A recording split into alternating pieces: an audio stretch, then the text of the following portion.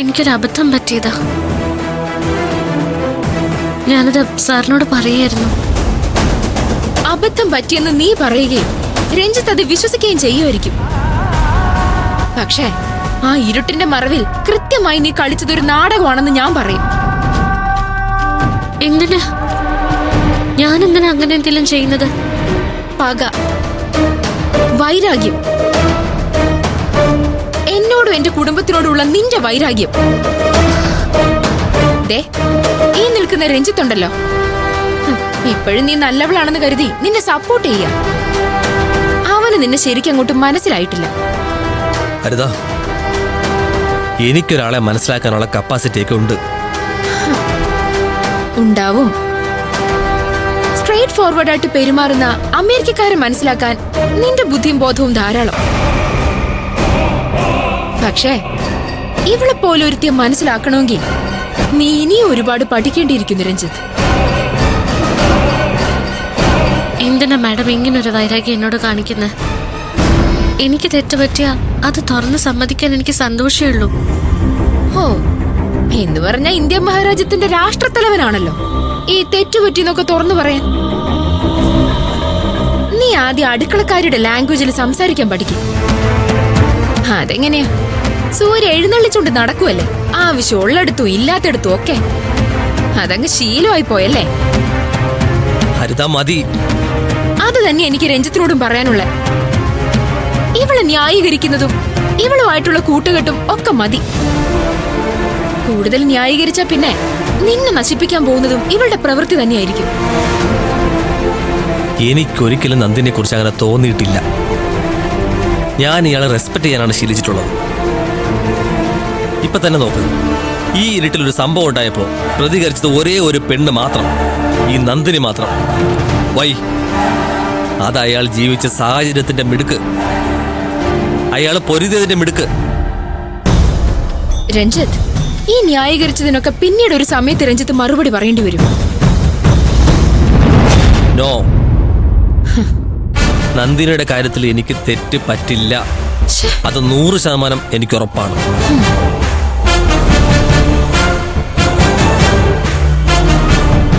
എന്താടി, എന്റെ ആങ്ങളെ മയക്കാനായി നീ എന്താ കൊടുത്തിരിക്കുന്നേ? വേറെ ആർക്കും ഇല്ലാത്ത ന്യായീകരണം ഇവന്റെ ഭാഗത്തുനിന്ന് വരുന്നുണ്ടല്ലോ. മിടുക്കിയായ പെണ്ണുങ്ങൾക്ക് ആണുങ്ങളെ മയക്കാൻ വേറെ എന്തു വേണമല്ലേ? അല്ലേടി?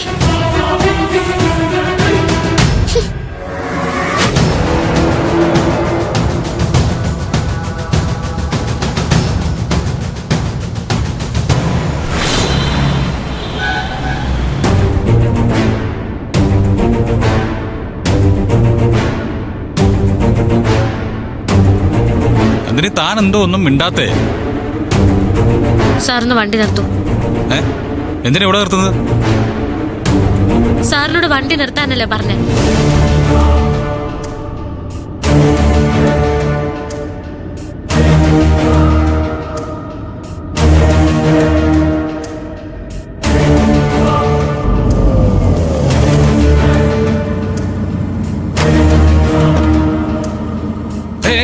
നന്ദിനി, നന്ദിനി,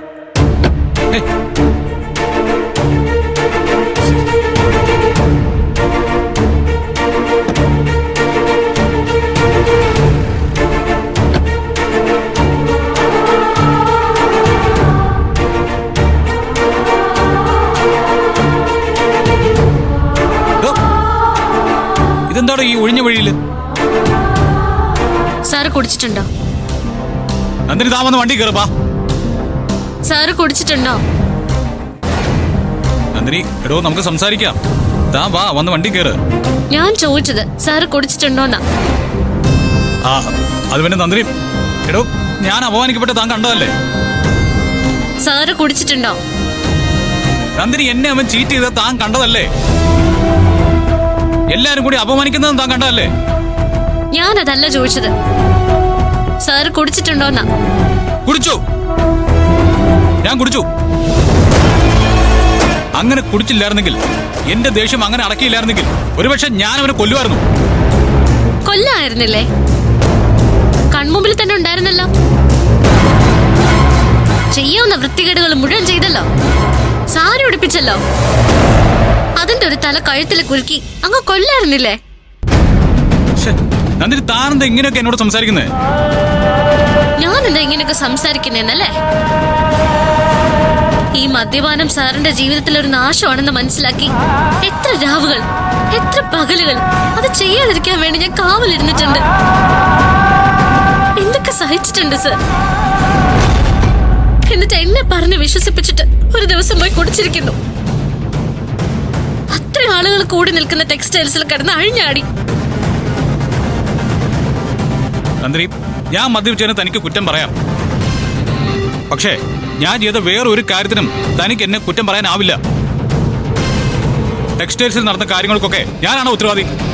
എടോ, തന്നെ അവർ വില കുറച്ച് കണ്ടതിന് എന്നെ അവര് വില കുറച്ച് കാണുന്നതിനുള്ള കാരണം എന്താ? സാർ എന്ത് വില എനിക്ക് തന്നിട്ടുള്ളത്?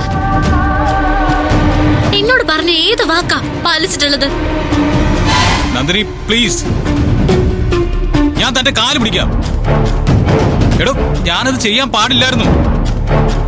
പക്ഷെ ആ രഞ്ജിത്തുണ്ടല്ലോ. വേണ്ട സർ. രഞ്ജിത്ത് സാറ് സാറിനെക്കാളും നല്ലവനാ. എല്ലാവരും കൂടി ഡ്രസ് എടുക്കാൻ പോകുന്നു പറഞ്ഞില്ലേ? സാർ എന്നെ കൂട്ടിക്കൊണ്ടുപോയോ? പോയോന്ന്? അവരെല്ലാരും കൂടി ഒന്നിച്ച് പുറപ്പെടാൻ തയ്യാറായപ്പോ രഞ്ജിത്ത് സാറാ നന്ദിനിയും കൂടി വേണമെന്ന് പറഞ്ഞ് നിർബന്ധിച്ച് കൊണ്ടുപോയത്. പിന്നെ ആ മനുഷ്യന്റെ മാന്യതയെ കുറിച്ച് എനിക്ക് എന്താ സംശയം? സാറിനെ കുറിച്ച് ഞാൻ മറ്റുള്ളവരോട് എന്തൊക്കെയാ പറഞ്ഞു നടക്കുന്നതെന്നറിയോ? സാറിനെ ഓർത്ത് എത്ര അഭിമാനിക്കുന്നുണ്ടെന്നറിയോ? പക്ഷെ അതൊക്കെ കളഞ്ഞു കുളിക്കാൻ അല്പം പോലും സമയം സാറിന് വേണ്ടി വന്നില്ല. നന്ദിനി, ശരിക്കും എനിക്ക് ഭ്രാന്ത് പിടിക്കുന്ന പോലെ ആയിപ്പോയി. എടോ, ഞാൻ ഇത്രയ്ക്കൊന്നും പ്രതീക്ഷിച്ചില്ല. ഒരു കളിയ, അതിനകത്ത് തോൽവിയും ജയവും സഹിക്കാൻ പറ്റുന്നില്ല എന്ന് പറയുന്ന സാറിന് എങ്ങനെയാ സാർ വിശ്വസിക്കുക? എടോ, മറ്റാരെന്നെ തള്ളി പറഞ്ഞാലും താൻ ഇങ്ങനെ. വേണ്ട സർ, എനിക്ക് ഒരു പ്രത്യേകതയും തരണ്ട. സാറിനത് രസം. കള്ളുടിക്കാം, സാറിനെ പേടിച്ച് എല്ലാരും ഒതുങ്ങി നിൽക്കുന്നത് കാണുമ്പോ ആഹ്ലാദിക്കാം. പക്ഷെ എനിക്കത് പറ്റില്ല സർ.